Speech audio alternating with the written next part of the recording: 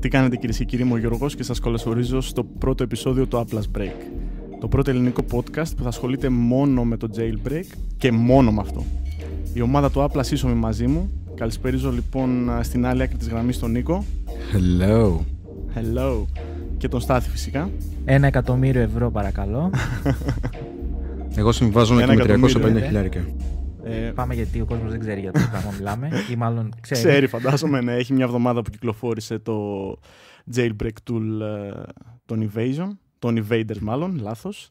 Πολύς ντόρος δημιουργήθηκε με όλο αυτό το θέμα του jailbreak, ότι προσθέσανε μέσα ένα κατάστημα παράνομων εφαρμογών κλπ. Το TAIG, το κινέζικο. Το κινέζικο. Το ξέρατε πριν αυτό? Το ξέρατε το? Όχι, πρώτη φορά. Πρώτη φορά, Νίκο, δεν ξέρω αν έχεις ακούσει κάτι αντίστοιχο. Όχι. Απλά ότι και στο προηγούμενο το jailbreak πάλι υπήρχε κάτι αντίστοιχο, έτσι. Μπορεί να δεν ξέρω αν λεγόταν TAIG ή Tiger, τέλος πάντων, whatever. Το θέμα είναι ότι κάτι υπήρχε πάλι και την προηγούμενη φορά. Απλά η όλη ιστορία έγινε γιατί αυτός ο οποίος θα έκανε πρώτος jailbreak θα έπαιρνε και λεφτά, έτσι. Τώρα ο Saurik μαζί με τον GeoHot είχε κάνει μια συμφωνία για 350.000 ευρώ, δολάρια, και οι Evaders κάναν μια συμφωνία με αυτό το TAIG, δηλαδή με κάποιους άλλους, για 1.000.000 ευρώ. Γι' αυτό και βιαστήκαν να το βάλουν και να το βγάλουν και βγάλαν το jailbreak χωρίς να είναι τεσταρισμένο, χωρίς να έχει τις ευλογίες του Saurik μέσα σε εισαγωγικά και άρα χωρίς να έχει το mobile substrate. Μάλιστα, να εξηγήσουμε έτσι για το mobile substrate, μιας και το ανέφερες, ότι να το πούμε τελείως απλά. Το mobile substrate λοιπόν είναι ένας κώδικας ο οποίος επιτρέπει να τρέξουν οι developers των jailbreak εφαρμογών κώδικα πάνω στο μανίσιο του iOS χωρίς να επέμβουν όμως, έτσι, χωρίς να δημιουργήσουν ουσιαστικά πρόβλημα στον μανίσιο κωδικό που τρέχει το iOS.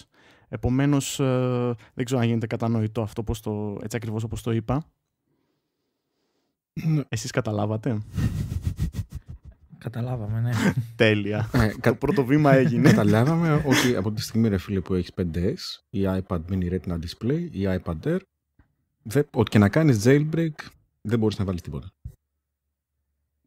Εγώ έκανα το jailbreak μόλις βγήκε αναβάθμιση του Evasion 7 το 1.0.1 χωρίς κανένα πρόβλημα. Απλά το κακό είναι ότι από εκεί και μετά δεν λειτουργεί κανένα tweak. Όταν μιλάμε για κανένα. Τα κάνει εγκατάσταση κανονικά, απλά δεν εμφανίζονται ούτε ρυθμίσεις, ούτε λειτουργεί τίποτα. Οπότε όσοι έχουν συσκευές με α7 επεξεργαστή, καλό θα ήταν ή να το κάνουν και να περιμένουν να έρθει το mobile substrate από το Saurik, ούτως ώστε να αρχίσει να δουλεύει σωστά το jailbreak, ή να περιμένουν μέχρι τη στιγμή που ο Saurik θα πάρει την απόφαση να δημοσιεύσει το mobile substrate για 64-bit επεξεργαστές. Εντάξει, έχει γιορτές τώρα και ο Saurik κάθεται και... Στάθη, στο iPad το έκανε στο jailbreak? Δεν το έκανα τελικά γιατί θέλω να το χρησιμοποιήσω για development, συσκευή. Να πούμε ότι βασικά χωρίς mobile substrate δεν μπορεί να τρέξει ένα jailbreak, γιατί όλες οι εφαρμογές και τα tweak κάνουν reference σε αυτό το mobile substrate, γιατί αλλιώς θα κράσαρε συνέχεια το Springboard μαμά, έτσι. Ακριβώς, δηλαδή το mobile substrate ενεργοποιείται όταν, αν θυμάστε από τις jailbreak συσκευές σας, που έλεγε ότι Springboard has crashed και ακριβώς, restart, ναι. τότε κρασάρει το mobile substrate. Αλλά αν κράσαρε το Springboard, η μαμά εφαρμογή, τότε θα βλέπατε ότι θα έκανε απλά restart η εφαρμογή και θα ήταν σχεδόν άχρηστο, δεν θα δούλευε καν το jailbreak, δηλαδή τα tweaks που θα βάζατε θα ήταν πολύ δύσκολη. Ουσιαστικά το substrate είναι μια ασφάλεια, έτσι, Στάθη? Ναι, είναι μια ασφάλεια, έτσι, δηλαδή χωρίς να το καταλαβαίνεις, και γι' αυτό το jailbreak τρώει περισσότερο επεξεργαστική ισχύ στις συσκευές μας, όσο το καταλαβαίνουμε βέβαια. Γι' αυτό το λόγο σταματάει την εκτέλεση του κώδικα ο οποίος έχει κάνει κάποιο λάθος, memory leak ή κάποιο error, τον απενεργοποιεί, ξαναφορτώνει το Springboard στο παρασκήνιο και εσύ δεν καταλαβαίνεις στην ουσία τίποτα. Απλά μπορεί να κρασάρει το tweak σου. Αυτό είναι το mobile substrate. Mm-hmm. Είναι απαραίτητο τέλος πάντων για να λειτουργήσει όπως είπες νομίζω στην αρχή. Οπωσδήποτε. Ναι. Ο Saurik πάντως αναβάθμισε το Cydia από πλευράς εμφάνισης, το έκανε έτσι ασβεστοποίηση και αυτό και στο jailbreak ασβεστοποίηση, συνεχίζεται παντού βασικά. Εντάξει, δεν είναι μόνο αυτό, το έχει κάνει και flat, έτσι, είναι όλα τα εικονίδια flat. Full flat, και έχει και αυτή τη διαφάνεια που είναι χαρακτηριστική στο iOS 7 όταν κάνει loading τα καινούργια packages, τέλος πάντων και όλα αυτά. Ναι, ακριβώς. Μπαίνει δηλαδή ουσιαστικά μια μπάρα σαν να έρχεται ένα notification, ας πούμε, το οποίο είναι transparent, έχει αυτή τη διάφανη αίσθηση, ούτως ώστε να βλέπεις πίσω από εκεί τι γίνεται και εννοείται ότι μπορείς να συνεχίσεις να δουλεύεις στο Cydia όσο κάνει ένα τύπου background refresh, ας πούμε, έτσι. Που αν θυμάμαι καλά στο iOS 6 δεν γινόταν αυτό. Όχι, δεν γινόταν κάτι τέτοιο. Σταματούσε εντελώς Όχι, δεν γινόταν. Σταματούσε το Cydia να κάνει οτιδήποτε όταν έκανε refresh. Σωστά. Πάντως ο Λιμναίος να πούμε ότι σίγουρα έχει γράψει κάποιο είδους mobile substrate. ναι, αφού το τρέχει σίγουρα, στο 5S. Για να μπορέσει να το κάνει αυτό, σίγουρα το έχει κάνει. Ναι, να πούμε τον κόσμο απλά για το νέο tweak του Λιμναίου που το αναφέραμε μες τη βδομάδα και στο site, το οποίο ουσιαστικά εκμεταλλεύεσαι το Touch ID σε πολύ μεγαλύτερο βαθμό. Δηλαδή, Νίκο, θες να εξηγήσεις λίγο το συγκεκριμένο tweak, πώς το παρουσιάζει ο Ηλίας Λιμναίος? Εντάξει, απλά κάθε φορά που ακουμπάς μια εφαρμογή για να την ανοίξεις, έχεις ορίσει εσύ σε ποιες εφαρμογές βέβαια θα γίνεται αυτό, σου ζητάει το Touch ID. Δηλαδή θέλει να γνωρίσει δαχτυλικό αποτύπωμα για να ανοίξει κάθε εφαρμογή. Αυτό είναι πάρα πολύ καλό, πολύ χρήσιμο και για αυτούς που έχουν παιδιά, εντάξει, και χρησιμοποιούν το iPhone, το δίνουν στα παιδιά τους για να παίζουν. Γιατί μπορείς να κλειδώσεις, ας πούμε, τις ρυθμίσεις. Μπορείς να κλειδώσεις φωτογραφίες σου, μπορείς να κλειδώσεις τα μηνύματα, τα τηλέφωνα, το App Store, αλλά το υπόλοιπο τηλέφωνο να παραμένει ανοιχτό και λειτουργικό. Δηλαδή, ναι, μεν χρειάζεται να το ξεκλειδώσεις μία φορά και να το δώσεις σε κάποιον άλλον, αλλά ουσιαστικά κρίνεις εσύ και ποιες εφαρμογές θα του αφήσεις. Ναι, για παράδειγμα, μπορείς στο φάκελο των φωτογραφιών σου να μην επιθυμείς να μπει κάποιος, ανεξάρτητα αν θα έχεις ανοίξει τη συσκευή ώστε να έχει πρόσβαση στα υπόλοιπα, έτσι. Παλιότερα το είχαν κάνει αυτό με password, έτσι, με κάποιο κωδικό. Αλλά αυτή τη στιγμή, υπάρχουν αντίστοιχα tweak. Ναι, αυτή τη στιγμή που υπάρχει το Touch ID, εντάξει, τίποτα δεν είναι πιο εύκολο από αυτό. Μιλάμε για ασφάλεια, έτσι, προσωπικά δεδομένα full. Πρέπει να παίρνει μαθήματα η Apple από τον Ηλία. Δεν είναι μόνο η ασφάλεια, για μένα είναι και η ευκολία χρήσης. Δηλαδή, άλλο να βάζεις κάθε φορά κωδικό για μια εφαρμογή και άλλο απλά να κουμπάς το δάχτυλό σου και να ανοίγει. Μεγάλη υπόθεση. Τον βλέπω να βρίσκει δουλειά στην Apple. Καλό θα ήταν να πάρει ένα πατριώτη εκεί πέρα. Φαντάζομαι έχουν πατριώτες που δουλεύουν, αλλά... Σίγουρα θα έχει κάποιους. Κοίταξε να σου πω κάτι. Δεν νομίζω. Έχει δείξει ιστορία ότι οι jailbreak developers δεν αντέχουν στο καθεστώς της Apple. Ναι, εντάξει, και ο Geohot που ήταν έφυγε. Ναι, δεν γίνεται. Δηλαδή δεν... Καλά, ο Geohot ήταν lead developer, έτσι. Δεν έφτιαχνε tweaks. Ήταν lead developer που έκανε ολόκληρο το jailbreak. Έκανε το jailbreak, ναι. Ο Λιμνός ασχολείται περισσότερο με τα tweaks, έτσι, και έχει κάνει πάρα πολύ ωραία tweaks στο παρελθόν. Το Callbar, έτσι, που είναι ένα από τα αγαπημένα μου, το οποίο αναβάθμισε και για το iOS 7 από τη ΔΕΗ. Το δουλεύει τουλάχιστον να το αναβαθμίσει για το iOS 7. Το θέμα είναι να το δούμε στην πράξη. Ελπίζω να τελειώσει τελικά αυτό το tweak και να βγει και να κυκλοφορήσει, γιατί είναι πολύ σημαντικό να μπορείς να ελέγξεις σε αυτό το βαθμό το ποιος και σε πιο ακριβό σημείο της συσκευής σου θα έχει ο κάθε άνθρωπος πρόσβαση που το πιάνει στα χέρια του, έτσι. Νομίζω ότι έχεις ένα θέμα ασφάλειας στο σπίτι σου, Γιώργο. Στο σπίτι μου δεν είναι, αλλά μπορεί να μου ζητήσει το κινητό μου, φίλε, και να μην πρέπει να μπει στις φωτογραφίες μου. Γιατί, Γιώργο, τι έχεις? Εντάξει τώρα. Εντάξει. Στάθη, θα έβαζες ένα τέτοιο tweak στη συσκευή σου? Ναι, θα το βάζα. Και σε ποια εφαρμογή θα κλείδωνες, ας πούμε? Θα κλείδωνα σίγουρα. Τώρα να κοιτάξω λίγο. Ρυθμίσεις, πιστεύω, για να μην πειράξει, μην κάνει κάποιος καμιά πατάτα. Κοίτα, άπαξ και φύγει από τα χέρια σου συσκευή, είναι πολύ λίγα που μπορείς να κάνεις για να προστατεύσεις τα δεδομένα σου ή τουλάχιστον τα πράγματα που έχεις. Σίγουρα θα κλείδωνα ό,τι αγοράζει, όπως eBay, Amazon και τα λοιπά, PayPal. Ναι, σίγουρα. Και σίγουρα οτιδήποτε έχει μέσα αποθηκευμένα πράγματα, όπως messages, ξέρω εγώ, το Facebook να μην ποστάρει κάποιος κάτι, γενικά πράγματα που έχουν κάτι προσωπικό μέσα, αλλά δεν νομίζω ότι θα πάει κάποιος τόσο μακριά ώστε να ξανακλειδώσει μια εφαρμογή με το Touch ID. Ναι, Απλά ίσως την επιβεβαίωση ότι είσαι εσύ όντως σε κάποια αγορά, σε κάποιο... Δηλαδή τώρα δεν το βλέπω για όλες τις εφαρμογές να βρίσκει... Ναι, κοίταξε, εγώ πιστεύω θα βόλευε να λειτουργούσε και σαν ασφάλεια πριν σβήσει κάποιος κάτι από τη συσκευή, έτσι. Δηλαδή, αν είναι κάτι που, για παράδειγμα, ένα φάκελο φωτογραφιών από το camera roll, άμα πάει να σβήσει κάποιος κάτι, να ζητάει τότε επιβεβαίωση. Κάτι που να είναι... Ναι. Κάτι που να κάνει μεγάλη ζημιά εννοείς. Ναι, εντάξει, τώρα να αναφερέσεις, ας πούμε, ένα φάκελο φωτογραφιών τον οποίο δεν έχει σώσει, δεν έχει κάνει backup. Γιατί ο καθένας πιάνει στα χέρια του συσκευή, ακόμα και κατά λάθος από άγνοια, έτσι, όχι σκόπιμα. Να κάνει ένα swipe αριστερό, delete, έφυγε. Εντάξει, δεν είναι εύκολο, ναι. Αλλά. Σίγουρα. Αλλά δεν βλέπω τη χρησιμότητα προς το παρόν. Σου είπα, στις αγορές μπορείς να το κάνεις και να πατήσεις, ας πούμε, όταν αγοράζεις κάτι από το eBay, να πατάς και απλά εκεί που λέει να ξαναβάλεις τον κωδικό σου του PayPal ή το Buy Now που θέλει confirmation και τα λοιπά, να βάζεις το Touch ID, τον αντίχειρά σου, ας το πούμε, και να επιβεβαιώνεις ότι ναι, το αγοράζω και να το αγοράζει πιο άμεσα. Κοίταξε, εναλλακτικά θα μπορούσες να κάνεις, να μην ανοίγει καν η εφαρμογή του eBay αν δεν ακουμπήσεις το δάχτυλο, ούτως ώστε να ξέρεις ότι μόλις ανοίξει το eBay είναι γιατί το πιάσεις εσύ στα χέρια σου, καταλαβες. Πιο απλό. Όχι. Και άρα θα αγοράσεις. Δεν είναι το πιο απλό, γιατί το άλλο χρειάζεται επιβεβαίωση ξανά. Σου λέει ότι από τη στιγμή που είσαι εσύ, να έχεις ακόμα μεγαλύτερη ευκολία χρήσης.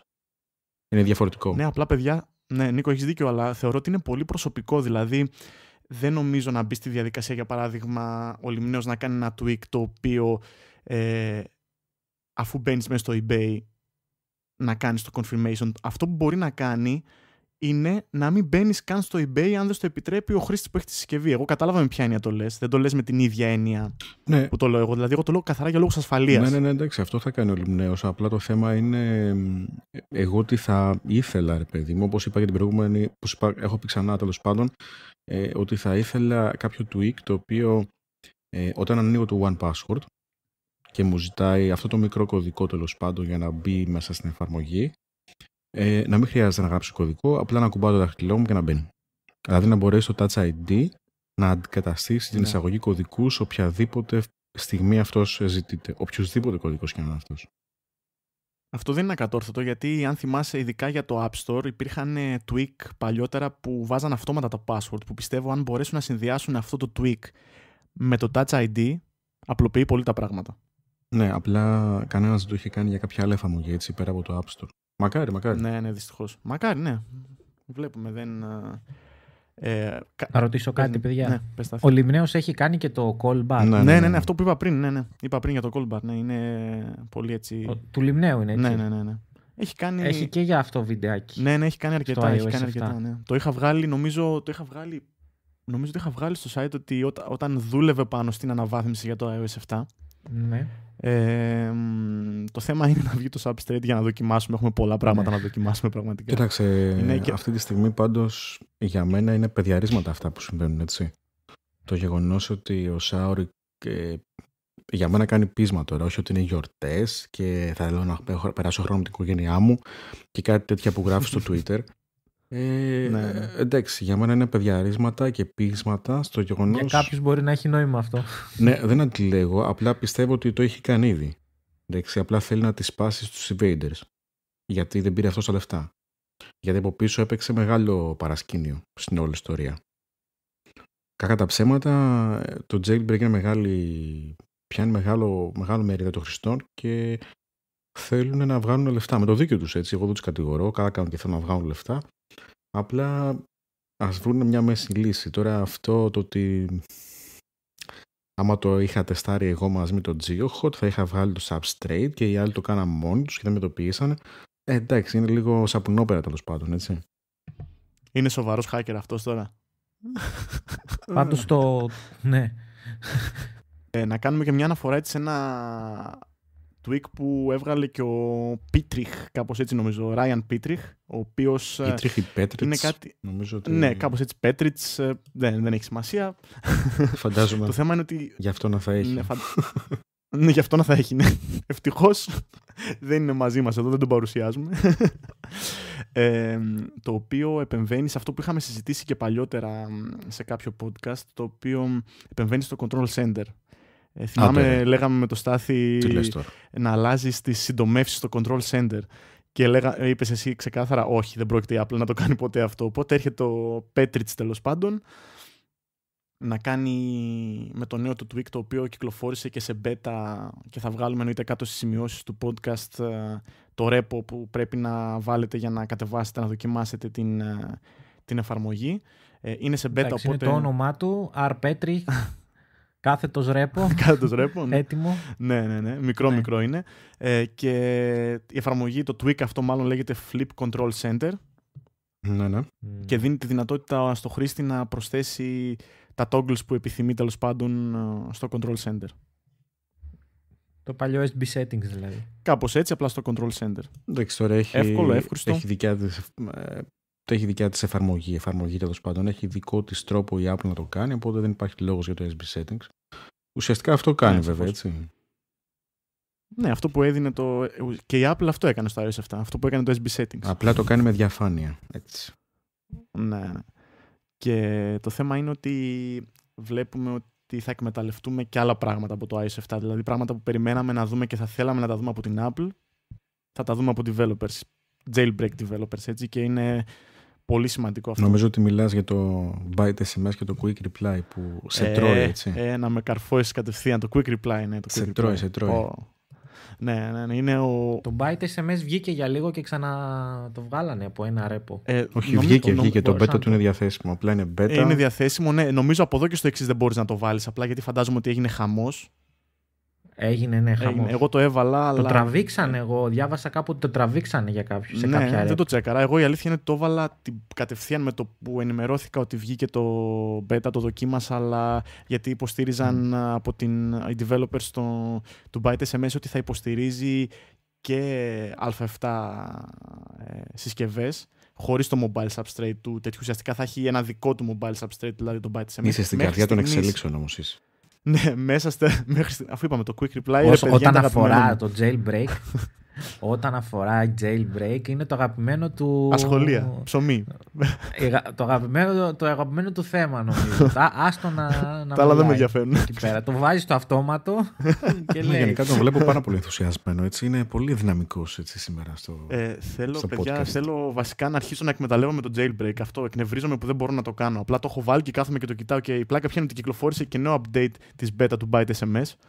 Και το έκανα και δεν έγινε τίποτα πάνω. Περιμένω. Κοίταξε, ακόμα και αυτό από ό,τι είδα έχει και στο iPhone 5 δηλαδή, το απλό το iPhone 5 που λειτουργεί, είναι σχεδόν άχρηστο, έτσι. Έχει τόσα πολλά κρασαρίσματα και κολλήματα που εντάξει, δεν έχει και νόημα. Beta, εντάξει. Κοίταξε, δεν ξέρω τώρα. Έχουν βγει άλλα 2 update από τότε, έτσι. Δηλαδή, πολλά κρασαρίσματα είχαν κυρίως στην πρώτη έκδοση. Τώρα δεν ξέρω τι μπορεί να διόρθωσε, γιατί δεν μπορώ να το δοκιμάσω. Αλλά πιστεύω ότι κάτι θα σημάζεψε από την όλη έτσι, κατάσταση. Πάντως, οι αναγνώστες μας είναι να είναι σίγουροι ότι με το που καταλάβεις ότι βγει θα τους ενημερώσεις. Εννοείται. Κοίταξε, πιο πολύ νομίζω περιμένουμε το mobile substrate. Αν βγει αυτό, θα απλοποιηθούν πολύ τα πράγματα. Πιστεύω ότι γιατί μπαίνω στο Cydia και παρατηρώ, γιατί μόνο να παρατηρήσω μπορώ.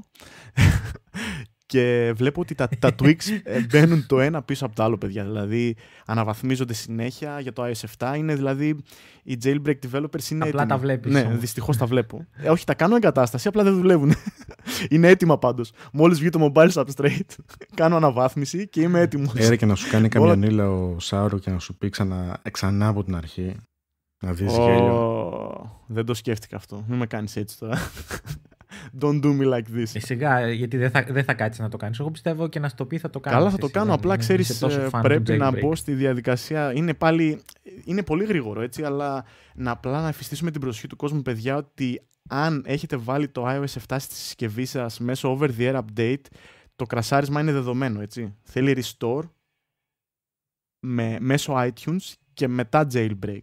Αν είστε σίγουροι ότι κάνατε restore με iTunes, προχωράτε άφοβα, δουλεύει άψογα, αλλά είναι παρατηρημένο, είναι δηλωμένο δηλαδή και από τους evaders ότι σε περίπτωση που έχετε κάνει over-the-air update, το κρασάρισμα είναι δεδομένο, έτσι. Μιλάς τώρα για από το 6 στο 7? Ναι. Ή τέλος πάντων να έχεις κάνει έστω ένα restore μέσω iTunes μετά το 7. Καταλάβες, δηλαδή, για παράδειγμα, το 7.01 δεν έχει σημασία αν το βάλες με over-the-air. Αλλά αν κάποια από τις εκδόσεις του 7.04, ας πούμε, για κάποιο λόγο το έκανες με restore από το iTunes, τότε είσαι 100% καλυμμένος, δεν πρόκειται να κολλήσει με τίποτα. Τέλος. Αυτοί που έχουν αγοράσει 5S. Και το iOS 7 ήταν με το 7. προεγκατεστημένο. Έχουν θέμα ή όχι? Κρασάρισμα, ναι. Εγώ είχα κάνει restore στην 7.02, αν δεν κάνω λάθος. Κάτι είχα κάνει και είχα κάνει restore και το έκανα setup as new. Και γι' αυτό και ήμουν καλυμμένος και δεν είχα κανένα πρόβλημα. Έτρεξε άψογα το tool. Αυτό πρέπει λίγο να το... Δεν ξέρω όμως, Νίκο, έχεις δίκιο. Ας πούμε, για παράδειγμα, το δικό σου είναι κατευθείαν και το δικό μου ήταν με το iOS 7, έτσι. Απλά εγώ έκανα restore μέσω iTunes κάποια στιγμή. Κοίταξε, αυτό πρέπει δηλαδή, γιατί μου είπες ότι ήθελες να το κάνεις. Θα δοκιμάσω κάποια λίγο στιγμή, να το προσέξεις. Ναι. Αλλά πιστεύω ότι θα κρασάρει. Εκτός αν διορθώσουν σε κάποιο μελλοντικό update. Σταμάτα ρε βρωμόστομα να πούμε κρασάρει. Ναι, όχι, εντάξει, δεν συμβαίνουν αυτά. Δεν συμβαίνουν αυτά τα πράγματα. Το Safari δεν μου έχει κρασάρει ποτέ. Ούτε το Springboard εννοείται. Ναι, εντάξει, αφού δεν τρέχει και τίποτα όμως. Τι να σου κρασάρει. Τι βες? Δεν τρέχει και τίποτα, τι να σου κρασάρει. Το πρόβλημα είναι ότι κρασάρει και χωρίς να τρέχω τίποτα. Γιατί τόσο άσχημα αρέσει? Εγώ ποτέ δεν είχα τέτοια προβλήματα. Τέλος πάντων, δεν ξέρω, σου λέω είναι. Το 4 μου. Στο iPad 4 κρασάρει το Safari σίγουρα. Ναι. Δηλαδή. Όταν έχεις. Όταν βλέπεις site τα οποία είναι έτσι λίγο πιο βαριά. Complicated. Βαριά, όχι τόσο βαριά, αλλά ας πούμε να έχεις μια μπάρα από πάνω που να σε ακολουθεί όσο σκρολάρεις. Ναι. Ή όταν κατεβαίνεις προς τα κάτω που πετάγεται ένα παραθυράκι και σου λέει διαβάστε επίσης. Ναι, κατάλαβα. Αυτά νομίζω ότι δεν μπορεί να τα χειριστεί για κάποιο λόγο. Δεν ξέρω. Αυτά τα site, φίλε, και κρασάρει, σε πετάει στο home screen. Αυτά τα site δεν μπορεί να τα χειριστεί γιατί είναι άσχημα. Πετάει ένα παραθυράκι. Κακά και άσχημα. Πετάει ένα παραθυράκι. Τι πετάει ένα παραθυράκι, φίλε? Γιατί να πετάει το παραθυράκι? Δεν κατάλαβα. Κακά και άσχημα. Μπες στο apple.com, δες πως πρέπει να είναι ένα site. Αυτό. Άνα, μπράβο, πες τα ρε Νίκο. Δεν υπάρχει. Πετάει ένα παραθυράκι. Του έχει μείνει από το Applescast. Του έχει μείνει, ξεχυλίζει από τότε. Τι θα πει πετάει ένα παραθυράκι? Δεν κατάλαβα. Τι είναι πετάει ένα παραθυράκι? Τι είναι? Στο Apple δεν μπορείς να ελέγξεις το τι κάνει ένα site. Όχι, δεν λέω για εσένα. Που λέει read also. Εκεί που λέει read also το κάνει slide in. Πρόσεξε. Δεν μιλάω για εσένα που το βλέπεις. Μιλάω για το βλάκα τον ηλίθιο που το έφτιαξε. Συμφωνώ απόλυτα. Εσύ δεν φταίς που το διαβάζεις. Αυτό φταίει. Εννοείται. Ναι. Τέλος πάντων, τα μοναδικά κρασαρίσματα που έχουμε το iPad 4 είναι στο Safari και μπορεί να είναι επανειλημμένα. Ναι. Δηλαδή πας να μπεις, κάνεις σερφάρεις 2-3 σελίδες, χράκ σε πετάει έξω. Ξανά το ίδιο, χράκ σε πετάει έξω. Δεν ξέρω γιατί το κάνει αυτό. Στο iPad 4 εσύ πώς το έχεις βάλει το iOS 7? Το έχεις βάλει over the air ή είχες κάνει iTunes? Είναι μεγάλη ιστορία. Είχα έβαλα το beta. Ναι. Μετά το έκανα restore από iTunes. Όταν ήρθε από iTunes. Οπότε είσαι καλυμμένος, φίλες. Αν έχεις κάνει restore από iTunes σε κάποιο iOS 7, έτσι, σε οποιοδήποτε iOS 7. Το έκανα και μαμά κιόλας. Δηλαδή ναι. Οπότε εσύ είσαι καλυμμένος για το tool. Το τρέχεις άφοβα, δηλαδή χωρίς κανένα πρόβλημα, χωρίς να κρασάρει κλπ. Απλά. Καλά, το πόσο άφοβα. όχι. Σου λέω, εμένα δούλεψε άψογα. Απλά μην ξεχάσει κάποιος που τρέχει το tool να απενεργοποιήσει το passcode. Πολύ σημαντικό αυτό. Γιατί σε κάποια φάση το ζητάει με αποτέλεσμα να μην μπορείς να το βάλεις εσύ, επειδή είναι στη διαδικασία του jailbreak και υπάρχει πιθανότητα κρασαρίσματος για μία ακόμη φορά. Οπότε, δεν κατάλαβα, δεν έχω passcode στο iPad μου. Ναι, στο iPad ναι. Ας πούμε, εγώ που έχω το Touch ID, αναγκάστηκα να απενεργοποιήσω μέσω passcode και στη συνέχεια μόλις τελείωσα το jailbreak, τη διαδικασία και έκανε το τελευταίο reboot, το ξαναενεργοποίησα άφοβα, χωρίς κανένα πρόβλημα. Κατάλαβα. Οπότε προσοχή σε αυτό. Επίσης, μία ακόμη συμβουλή που είναι πολύ σημαντική. Υπάρχει περίπτωση ακόμα και στις συσκευές α6 και πίσω κάποια tweaks στο Cydia να μην λειτουργούν στο iOS 7. Ωστόσο υπάρχει λύση, δεν προβληματιζόμαστε. Το μόνο που πρέπει να κάνετε είναι απλά να μπείτε στο Cydia, αφού έχετε κάνει εγκατάσταση στο tweak και έχετε παρατηρήσει ότι δεν λειτουργεί. Μπαίνετε στο Cydia, πηγαίνετε στα packages και εκεί πέρα κάνετε reinstall το mobile substrate και το substrate safe mode. Και κατά πάσα πιθανότητα, αυτό είναι το μοναδικό fix που υπάρχει, διορθώνει το πρόβλημα και ανοίγουν τα tweaks κανονικά. Να κάνω μια εξομολόγηση. Ναι. Παρακαλώ. Δεν θεωρώ ότι μετά την εξάλειψη των πειρατικών εφαρμογών υπάρχει πολλής κόσμος στην Ελλάδα που έχει jailbreak. Τελεία. Τι πάμε ξανά. Λέω ότι πολλοί κόσμος από τη στιγμή που εξαφανίστηκε, πώς λεγόταν η εφαρμογή εκείνη που έκανες download πειρατικές εφαρμογές. Ένας που έχει Installus, σωστά. Ναι. Από τη στιγμή που εξαλείφθηκε αυτό, δεν ξέρω κατά πόσον ενδιαφέρονται για jailbreak. Πολύ hardcore users νομίζω και στο εξωτερικό το δουλεύουν. Και όμως μην το λες, έχει κόσμο που ενδιαφέρεται. Να σου πω γιατί. Μπορεί να μην βάλει τα tweaks του Λιμνέου και τα tweaks του Petritz που θα βάλουμε εγώ και εσύ. Και σίγουρα το byte στη μέση θα βάλει ο Γιώργος. Αλλά θα βάλουν τα θέματα βέβαια. Τα οποία είναι εύκολα. Σωστά. Και ομορφούλικα, όπως θα λέγαμε. Χαριτωμένα. Το Winterboard πιστεύω ότι έχει πολύ δρόμο για να δουλέψει σωστά. Πάρα πολύ δρόμο. Το Winterboard τρώει πολύ επεξεργαστική ισχύ. Εντάξει. Στο 5, ας πούμε, εγώ δεν παρατήρησα κανένα πρόβλημα. Λειτουργούσε άψογα. Ναι. Αλλά όχι. Κοίτα, το Winterboard ήταν ένα από τους μεγαλύτερους λόγους κασαρίσματος τουλάχιστον από στο 4 που μέχρι και το 4, εγώ. ναι, Στάθη. Μέχρι και το 4. Δηλαδή στο 4 εγώ το έβγαλα και απλά άφησα το jailbreak χωρίς Winterboard και χωρίς κανενός είδου τέτοια. Και η πλάκα ποια είναι ότι όταν το αφαιρούσες γιατί και εγώ είχα αφαιρέσει το Winterboard στο iPhone 4 τότε, λυνόντουσαν όλα τα προβλήματα. Δεν είχες ούτε spring ούτε τίποτα. Ουσιαστικά όλη τη ζημιά την έκανε. Είναι το πιο βαρύ, έτσι. Winterboard, τέλος. Είναι πολύ βαρύ γιατί τρέχει μόνιμα. Οπότε λογικό είναι να σου δημιουργεί πρόβλημα. Αλλά νομίζω ότι το 5 και το 5S δεν είχαν κανένα θέμα, έτσι. Έχουν επεξεργαστική ισχύ που περισσεύει. Αυτή τη στιγμή δεν εκμεταλλεύεται κάτι. Συμφωνώ απόλυτα. Οπότε, νομίζω, δηλαδή. Παρά το γεγονός ότι δεν υπάρχει το Installus, νομίζω ότι θα το βάλουν το jailbreak. Και πόσο μάλλον ήταν τόσο εύκολο, έτσι, με ένα κλικ. Δηλαδή υπήρξαν κατά καιρούς και jailbreak τα οποία ήταν δύσκολα. Βάσανο. Ήταν λίγο πιο πολύπλοκα στο να τα κάνεις. Τώρα με το one click τέλος πάντων. Στάνταρ. Τέλος πάντων, εγώ θα καταλήξω ότι με το jailbreak καταρρίπτονται τα επιχειρήματα όσων λένε ότι δεν μπορείς να κάνεις customize το iPhone σου. Το κάνεις και με το παραπάνω. Και εξακολουθεί να είναι ωραίο. Και εντάξει, ειδικά το byte SMS το περιμένω εγώ πώς και πώς. Κοίταξε. Δηλαδή, το 5 που είχα εγώ, είχα Velox, Zephyr και byte SMS. Αυτά. Ναι. Τίποτα άλλο. Σε λιτός και απέριτος. 100%. Είσαι λιτός και απέριτος. Το αγαπούσα πολύ. Το θέμα όμως είναι ότι εντάξει,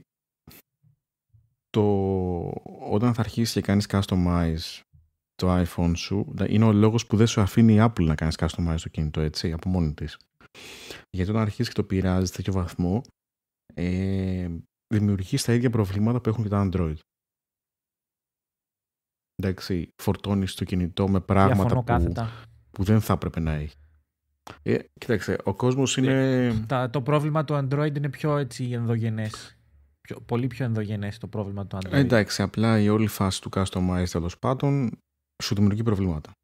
Δηλαδή είμαι της άποψης ότι Προσθέτει προβλήματα, ναι. Ο κόσμος, εντάξει, αυτή ήταν και η άποψη του Jobs, έτσι. Ο κόσμος πολλές φορές δεν ξέρει τι θέλει. Εντάξει.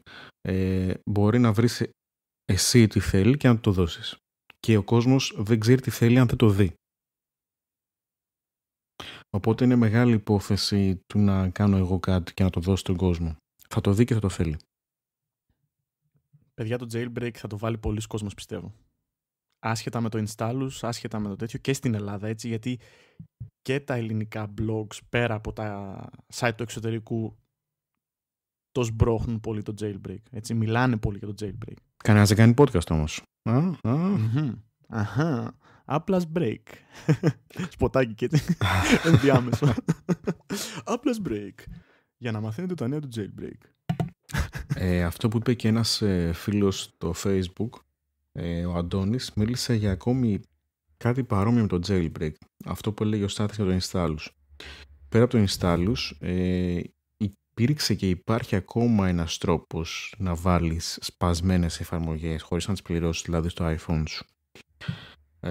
Λέγεται Crack Addict ή iCrack Addict, κάτι τέτοιο εδώ πάνω, δεν θυμάμαι ακριβώς, μπορούμε να το βρούμε. Τι κάνει αυτό? Λέγεται iSign όχι, συγγνώμη, appaddict.org. Okay. Τέλεια, ναι. Το οποίο σωστά. Ουσιαστικά παίρνει τις εφαρμογές που θέλεις να βάλεις, τις κάνει sign να νομίζουν ότι είσαι developer δικός τους και έτσι μπορείς να τις εγκαταστήσεις στο κινητό σου τζάμπα. Σαν να είσαι ο ίδιος ο developer τους δηλαδή.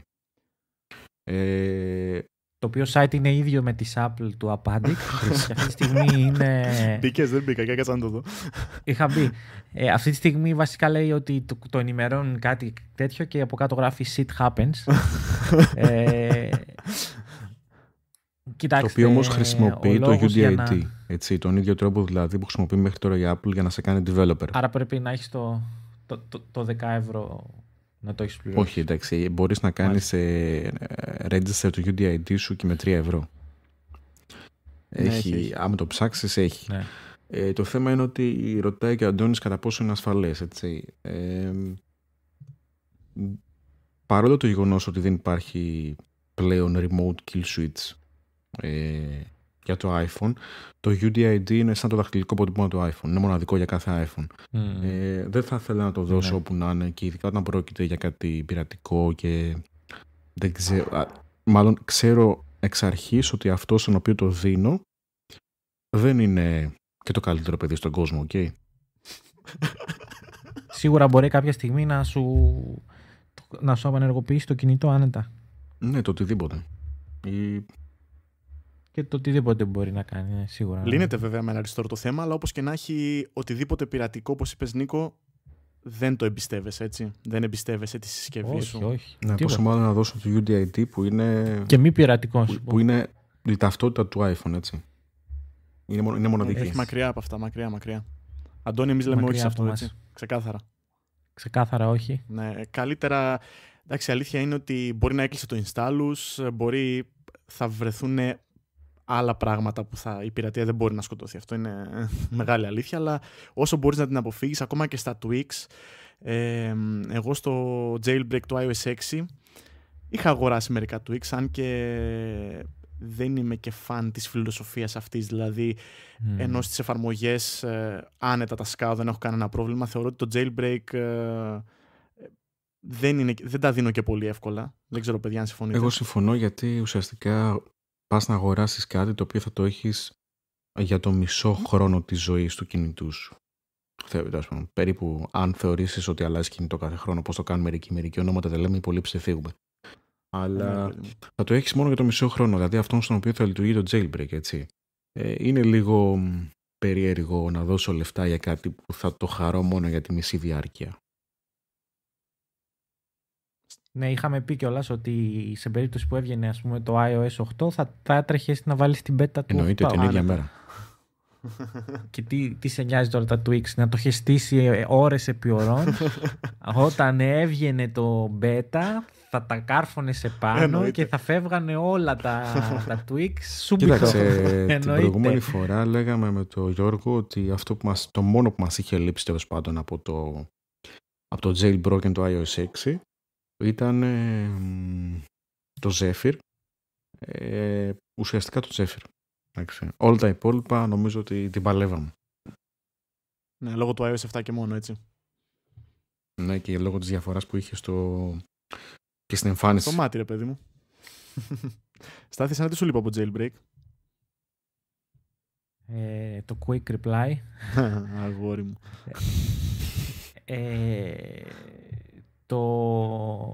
Κυρίως όσον αφορά το κομμάτι που δεν έμπαινες μέσα στη συσκευή για να απαντήσεις τα μηνύματα και απαντούσες από το lock screen. Το Zephyr εννοείται. Το να κλείσεις όλες τις εφαρμογές, ότι εντάξει δεν χρειάζεται να τις κλείνεις τις εφαρμογές, αλλά μερικές φορές θέλεις να τις κλείνεις. Αυτό είναι ψυχαναγκασμός. Ότι δεν υπάρχει λόγος να κλείσεις όλες τις εφαρμογές. Υπάρχει λόγος μερικές φορές κάποια εφαρμογή όταν θες να την... Όταν έχει κάποια εφαρμογή σταματήσει σε ένα σημείο και θες να την επαναφέρεις, κυρίως θέμα εφαρμογών. Ναι, άρα κλείνεις μία εφαρμογή, τις κλείνεις όλες.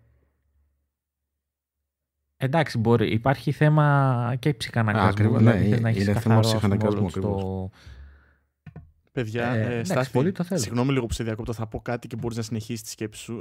Προχθές ήμουνα με έναν φίλο, δεν θα το έλεγα φίλο, γιατί έχει ένα κινητό με Windows 8 και όταν μπήκε στο App Switcher, το αντίστοιχο του Windows 8, του λέω πώς κλείνεις αν θέλεις να κλείσεις μια εφαρμογή. Τι μου είπε, παιδιά? Τι σου είπε? Για πες, γιατί δεν ξέρω. Δεν έχει, λέει, τα Windows 8 να κάνεις quit την εφαρμογή, γιατί διαχειρίζεται πολύ καλά τη μνήμη. Άντε ρε. Στάθη ακούς. Δικό σου. Αχ, τι ακούω και φρύτο, τι να πω, δεν ξέρω. Τι μου είπε, παιδιά, έτσι. Άμα διαχειρίζονται τα Windows 8. Βάλει quit. Ναι. Εγώ έχω απάντηση σε αυτό. Για πες. Δεν υπάρχουν εφαρμογές να βάλεις. Οπότε δεν χρειάζεται να βάλεις. Τι quit να κάνεις, που δεν έχει εφαρμογές. Τι να κάνεις quit το phone. Τι λες, ρε φίλε. Βγάλανε εδώ τώρα. Και πριν... Βάλανε Solitaire και τέτοιο παστιχέντζα, αναρκαλιστή. Εδώ και 2 μήνες έχουν βάλει και Instagram στα Windows Phones, ρε φίλε. Τι λες τώρα. Εντάξει. Πρόοδος. Στάθη, μπορείς να συνεχίσεις τη σκέψη σου. Συγγνώμη που σε διακόψα, απλά επειδή μου το είπε αυτό. Δηλαδή, προτείνω απλά να βγει ένα jailbreak tweak, το οποίο να κόβει τη δυνατότητα από το App Switcher. Ναι. Να κάνεις quit εφαρμογή έτσι, γιατί δεν μας χρειάζεται ούτε εμάς, κύριε. Ναι, μπράβο. Γιώργο, συμφωνώ μαζί σου. Να το στηρίξω το tweak. Και θέλω να γίνεται, να μπαίνει. Τι να πω εγώ τώρα μετά από αυτό. Θέλω να μπαίνει remotely σε όλους. Να μπορείς να το βάζεις κατευθείαν σε όλους. Όχι, θα στεναχωρηθεί πολύ ο Στάς, γιατί τον πιάνει που και που θέλει να τις κλείνει τις εφαρμογές. Δεν το έχω δει, αλλά είναι διαχείριση μνήμης. Δηλαδή δεν έχει ανάγκη το iPhone από κάτι τέτοιο. Όταν χρειάζεται να κρατήσει, να τραβήξει τη μνήμη, δηλαδή την τραβάει, δεν κάνει κάτι. Σε αυτό που συμφωνώ με το Στάθη ξεκάθαρα είναι ότι χρειάζεται το quit μόνο και μόνο όταν μια εφαρμογή έχει κολλήσει. Όχι γιατί θα έχει θέμα. Ναι, δηλαδή, εγώ για μία εφαρμογή κλείνω την εφαρμογή που έχει κολλήσει. Ναι, για μία εφαρμογή, τέλος. όχι όλες. Ναι, εννοείται. Δηλαδή δεν έχω μπει ποτέ στη διαδικασία να κλείσω τα πάντα. Βλέπω ότι έχει πρόβλημα το Safari και δεν μπαίνει. Κάνω quit μόνο το Safari. Εγώ θέλω να ρωτήσω το Στάθη πόσες φορές γυρνάς πίσω να δεις αν έκλεισες το θερμοσύφωνο. Τα μάτια της κουζίνας. Δεν έχω γυρίσει. Όχι, ούτε τα μάτια της κουζίνας, γιατί τη βγάζω από τα μακαρόνια σου είναι βαλμένα αλφαβητικά. Είναι το θέμα, φίλε. Είναι το θέμα με το iPhone, ναι. Κοιτάξτε. Τώρα δεν θέλω να ξεφύγω από το θέμα του jailbreak βέβαια κυρίως, αλλά είναι γενικά όχι ψυχαναγκασμός. Το θέμα ότι τα θέλω τακτοποιημένα, ας πούμε, όλα. Αλλά όπως τα τακτοποιώ εγώ, δηλαδή δεν θέλω κάτι να... Πώς να σου το πω, να το διαχειρίζεται άλλος για μένα. Θέλω να κλείσω όλες τις εφαρμογές, χράκ, να φύγουνε. Μπορείς να ανοίγεις τις εφαρμογές με τη σειρά. Αυτό εντάξει δεν είναι. Φίλε, όπως η Microsoft δεν επιτρέπει στους χρήστες της να κλείνουν τις εφαρμογές. Έτσι, γιατί έτσι θέλει. Γιατί έτσι θέλει, γιατί είναι η Microsoft και μετράει. Μάνκα. Γιατί δεν τρέχουν οι εφαρμογές από πίσω. Ναι, άνα μπράβο. Οπότε δεν χρειάζεται κλείσιμο. Αλλά αυτό που μου είπε, παιδιά, δεν έχω λόγια. Τώρα εντάξει, πες ότι ζήλεψες τώρα για στα μετά σάπια τώρα, εντάξει. Ναι, όχι, ζήλεψα. Ναι, Πες ότι θες ένα Windows 8. Ναι, η αλήθεια είναι ότι ζήλεψα, παιδιά. Ζούλεψε. Μάλιστα. Λοιπόν, πιστεύω ότι σαν πρώτο επεισόδιο είμαστε καλά. Καλύψαμε όλη την επικαιρότητα του Jailbreak, η οποία μετράει μία εβδομάδα. Και ελπίζουμε μέχρι το επόμενο Outlast Break να έχει αφήσει τα πείσματα ο Σάουρικ. Ναι, να μιλάμε για mobile substrate για 64 Mbit επεξεργαστές δηλαδή και να ανοίξει το θέμα τελείως. Για να το δούμε. Το σίγουρο είναι ότι δεν υποσχόμαστε εβδομαδιαία επεισόδια. Απλά το σίγουρο είναι ότι κάθε φορά που υπάρχει κάτι αξιόλογο και καινούριο σε tweak και οτιδήποτε, το Outlast Break το καλύπτει στο 100%, έτσι. Έτσι, μ' αρέσει. Εσύ Σε το βλέπω καλύπτεις βασικά 100% πολύ θα δυναμικό και μ' αρέσει. Έτσι, είσαι πολύ. Έχεις μπει. Full. Παιδιά, είναι κάτι. Ήτανε μήνες χωρίς jailbreak. Ναι, ήμουν πολλούς μήνες χωρίς jailbreak. Το θέμα είναι ότι είναι κάτι που έλειπε από τη χώρα μας. Έτσι, ένα podcast το οποίο ναι, μεν είναι τώρα στα σπάργανα ακόμη στην Ελλάδα, αλλά θεωρώ ότι χρειάζεται, γιατί ο κόσμος κάνει jailbreak στη συσκευή του ή έχει jailbreak ακόμα και από το iOS 6, έτσι. Κάποιοι δεν έχουν αναβαθμίσει το iOS 7 επειδή έχουν το jailbreak στο iOS 6 και έχουν μάθει έτσι. Ξέρω άνθρωπο που έχει iOS 5 γιατί δεν θέλει να χάσει τα tweaks του. Μάλιστα. Έτσι. Ναι, δηλαδή δεν θα το έκανα με τίποτα αυτό. Δεν είμαι τόσο fan. Δηλαδή θα προτιμούσα να είμαι up to date στο λειτουργικό και να κάνω. Αλλά παρόλα αυτά υπάρχουν και αυτοί οι άνθρωποι. Και το σίγουρο είναι ότι μέσω του συγκεκριμένου podcast θα καλύψουμε και μπορούμε να δώσουμε απαντήσεις σε πράγματα που είναι κάπως ελαφρώς πιο τεχνικά, έτσι. Ελαφρώς. Δεν είναι τόσο απλά τα πράγματα να βάλεις ένα tweak, για παράδειγμα, όσο είναι να κατεβάσεις μια εφαρμογή από το App Store. Λοιπόν, επομένως, παιδιά, ανανεώνουμε το ραντεβού μας όταν θα έχουμε κάτι ωραίο και καλό να πούμε για το jailbreak. Έτσι. Έτσι ακριβώς. Εντάξει, δεν εξαρτάται από εμάς. Δεν εξαρτάται από εμάς σε καμία περίπτωση. Σαουρίκ. Εξαρτάται από τα Χριστούγεννα του Σάουρικ. Ναι, ελπίζω να περάσει όμορφα, να φάει καλά, να πιει καλά. Έτσι. Και με τον καινούριο χρόνο να φορτσάρει. Απλά αυτός ο άνθρωπος έχει φάει πάρα πολύ βρίσιμο, ιδιαίτερος από ένα γνωστό μου. Ναι, και δικό μου γνωστό. Ο οποίος παιδευόταν όλο το βράδυ να εγκαταστήσει κάποια tweaks και κάποια θέματα. Δεν κοιμήθηκε όλο το βράδυ γιατί δεν μπορούσε να καταλάβει τι συμβαίνει. Και τελικά ο Σαουρίκ το πρωί ανακοίνωσε ότι είχαν πέσει οι DNS servers και δεν μπορούσαν να κάνουν resolve, τέλος πάντων κάτι τεχνικό, ναι. Το οποίο όμως δεν φρόντισε να το πει σε κανέναν, να το ανακοινώσει στο CD εκεί στην πρώτη σελίδα του. Γιατί τώρα, δεν χρειάζεται. Έχει τα μυστικά του άνθρωπου. Και έτσι έχασε μία μέρα. Έχασε τον ύπνο μιας μέρας ο φίλος μου και από τότε δεν ξανακάνει και jailbreak. Είναι όπως σου κάτσει, όπως οι εμπειρίες που έχει ο καθένας τον σημαδεύουν. Πραγματική ήταν αυτή, πραγματική. Παιδιά, να πούμε, εννοείται στον κόσμο ότι το συγκεκριμένο, το Outlast Break, εννοείται ότι δεν θα βγαίνει στο iTunes. Στο iTunes για ευνόητους λόγους. Γιατί θα βγαίνει μόνο για μια εβδομάδα άμα ξεκινήσει. Λοιπόν, εννοείται ότι το Applast Cast συνεχίζεται κανονικά. Απλά εδώ θα κάνουμε λίγο πιο συγκεκριμένη την κατάσταση. Πιστεύω ότι είναι ωραία πέρα από το να γράφεις για το jailbreak, άλλο να μιλάς, σε μια κουβέντα βγαίνουν παραπάνω πράγματα. Οπότε θα είναι καλό να μας ακούνε και ό,τι απορία έχουν θα μπορούμε να τη λύνουμε, πιστεύω. Είμαστε pioneers σε αυτά. Σίγουρα. Και ό,τι βλακεία υπάρχει θα τη βάζουμε εμείς και θα τα λέμε σε εσάς. Είμαστε διαθέσιμοι, εννοείται. Και να ξέρετε ότι μέχρι τώρα στον κόσμο του jailbreak μέχρι τώρα στον κόσμο του jailbreak ήσασταν μόνοι σας. Τώρα δεν είστε μόνοι. Τώρα έχετε πάρει. Και ο Γιώργος μαζί σας. Ναι. Και αυτό ακούστηκε κάπως. Θα νιώσετε μόνοι σας μέσα στο Cydia, ο Γιώργος θα είναι εκεί. Γιώργο, δεν πιστεύω να παρακολουθείς. Στήριξε τον κόσμο μας. Να είσαι, ξέρεις, από αυτούς που ψάχνουν κόσμο στο Facebook, δεν τους βλέπω. Όχι, φίλε, όχι. Τέτοια πράγματα δεν κάνουμε. Λοιπόν, κύριοι, είμαστε underground σε αυτό το podcast. Από undercover. Undercover και underground, έτσι. Εγώ είμαι ο Γιάννης. Εγώ ο Μπάμπης. Εγώ είμαι ο Στέφανος. Okay. Στέφανε, χρόνια πολλά για προχθές. Κάτι θα κεράσεις, έτσι. Περιμένω δώρο. Τι πάτησες, φίλε, τι Κερνάς ένα πάτησες. tweak, φίλε. Είχε τόσα ονόματα να διαλέξεις, ρε φίλε, και διάλεξε αυτό που γιορτάζει. Αυτού. Κερνάς ένα tweak. Λοιπόν, επομένως σε πρώτη φάση βγαίνουμε YouTube και ίσως και SoundCloud. Θα δούμε πώς θα δουλέψει το θέμα. Ωραία. Και τα λέμε. Και τα λέμε. Ωραία. Γεια σου, Στέφανε Bye. και Γιάννη. Μπάμπι, τα λέμε. Ciao, ciao. Γεια σου, Μπάμπη. Γεια σου, παιδιά.